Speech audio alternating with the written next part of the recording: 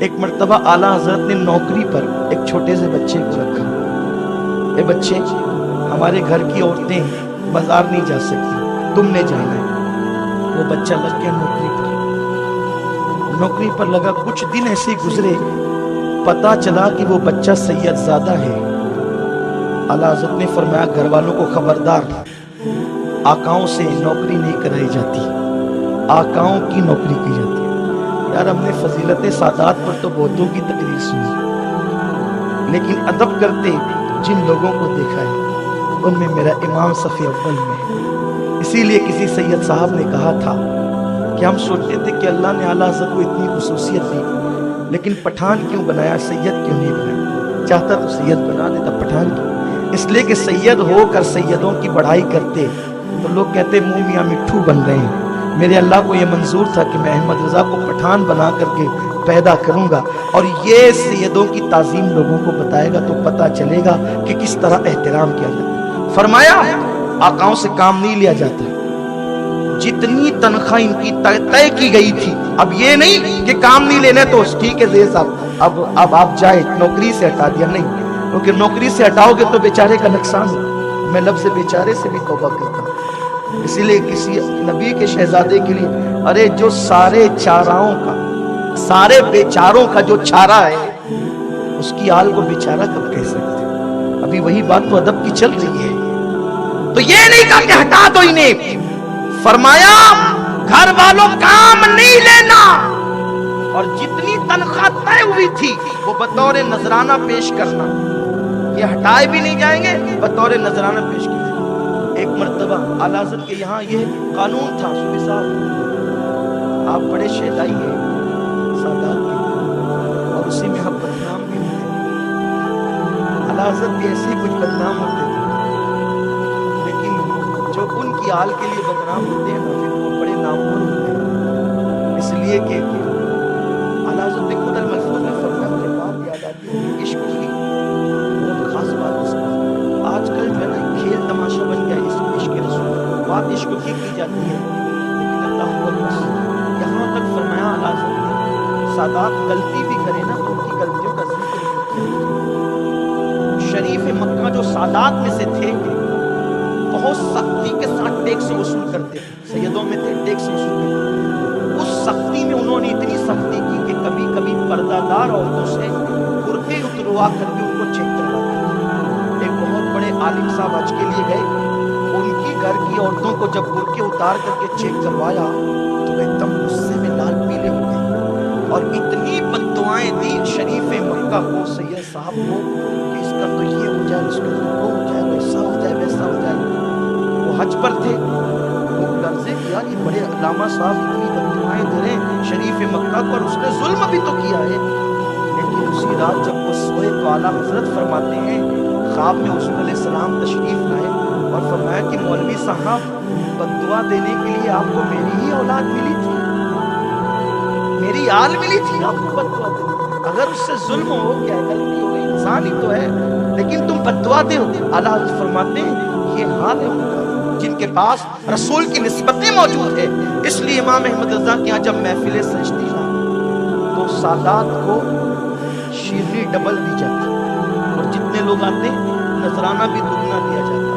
ایک دن سید محمود صاحب وہ محفل میلاد میں موجود تھے، ان کو کسی نے غلطی سے ایک گہرا چاہے وہ نذرانہ، جب ایک گہرا نذرانہ ملا شیرنی کا ایک تھال ملا تو آئے کہا حضرت وہ کوئی قانون تبدیل ہو گیا کیا آپ کی؟ حضرت نے کہا کیا ہوا؟ کہا سیدوں کو تو ڈبل ملتا ہے، آج ایک ہی ملا.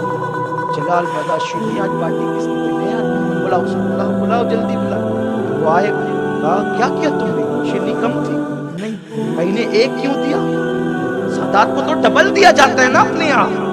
خبردار آج کے بعد یہ غلطی کرو گے تو بانٹنے سے محروم کر دیے جاؤ گے. جاؤ جتنے ہو سکتے سب بھرو اور لا کر کے دو، اور تمہاری سزا یہ ہے ایک دیا نا اب ان کے گھر تک جا کے تھال پہنچا کے بھی آؤ. یہ امام احمد رضا کا عشق، ایسے عاشق تھے، اس شان سے عشق رسول کا عالم تھا.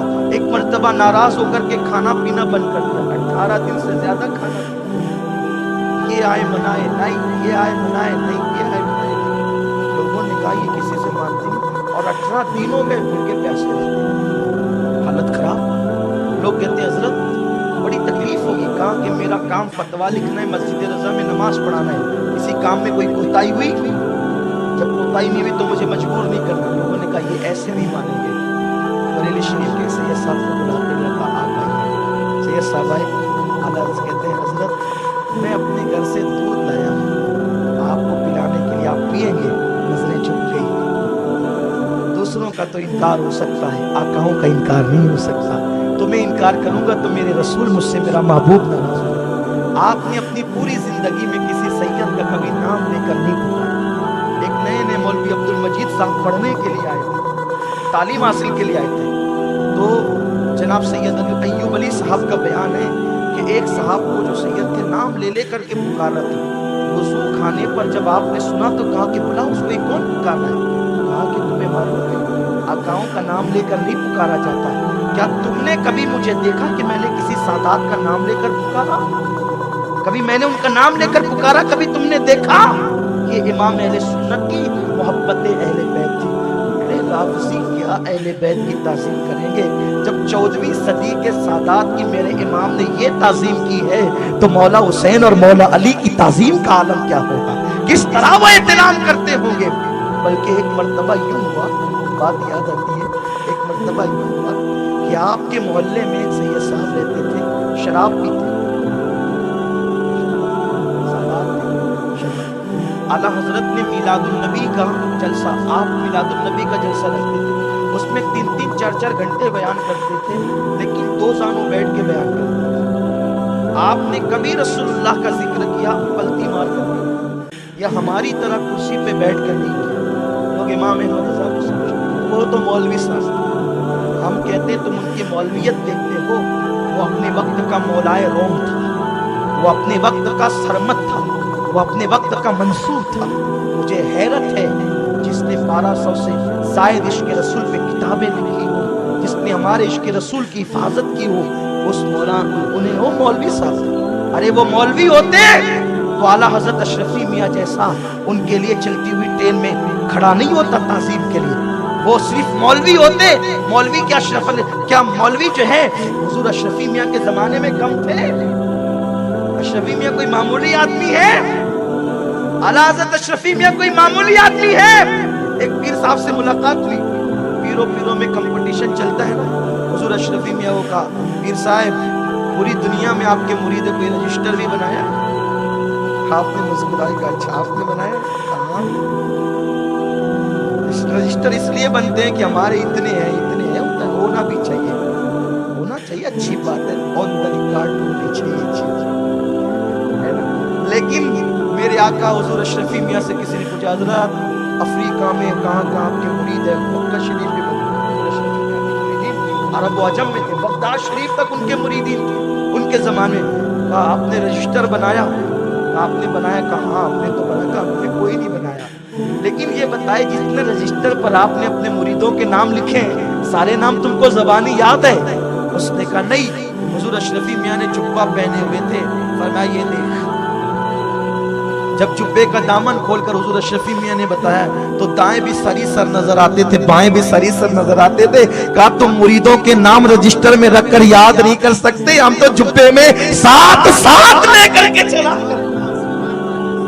ये हुजूर अशरफी मियाँ की शान है। वो अशरफी मियाँ उनको कुतुबुल इरशाद कहता है। हमने उन्हें मौलवियों के कहने पे नहीं माना है, इन आकाओं के कहने पे माना है। इन आकाओं के कहने पर उन्हें कुतुबुल इरशाद माना है। ये शान है हमारे बुजुर्गों की। वो इमाम अहमद रजा इश्क मोहब्बत का इमाम, जिसके लिए हुजूर अशरफी मियाँ जैसा ताज़ीम के लिए उठ करके खड़ा होता, जिसे कुतुबुल इरशाद कहता हूँ। अरे अपने बेटे को, हकीकी बेटे को और अपने नवासे को इल्म हासिल करने के लिए आला हज़रत की बारगाह में भेजता हूँ। वो आला हुजूर सुल्तानुल वाइज़ीन सैयद अहमद अशरफ रहमतुल्लाहि ताला अलैह आला हज़रत के शागिर्द में खलीफा भी हैं। हुजूर मुहद्दिस आज़मीन आला हज़रत के शागिर्द में खलीफा भी हैं। एक मतलब मुहद्दिस आज़मीन फरमाते हैं, मैंने अर्ज़ किया हुजूर हम लोग इतनी मेहनत करके किताबों में मेहनत करके आते हैं, लेकिन आप तो हम पढ़ते भी नहीं देखते, और आप बगैर देखे बता दे तो मुहद्दिस आज़मीन को आला हज़रत जवाब देते, शहजादे मेरे पास तो कुछ नहीं है, ये सब हुज़ूर गौसुल आज़म की अता है, उनका करम है। हुज़ूर मुहद्दिस आज़म कहते हैं उस दिन मुझे एहसास हुआ था कि लोग तो जो दर वाले हैं बहुत कुछ लूट कर ले गए, मैं घर वाला होकर जहाँ के तहाँ हूँ। लेकिन ये उनकी आजिज़ी थी, वो भी कोई कम न थी, आजिज़ी से कहा। और हुज़ूर मुहद्दिस आज़म फरमाते हैं आला हज़रत के कलम को अल्लाह ने अपनी हिफाजत में ले लिया था, और आला हज़रत गौसुल आज़म के हाथ में ऐसे ही थे जैसे कातिब के हाथ में कलम हुआ करता है।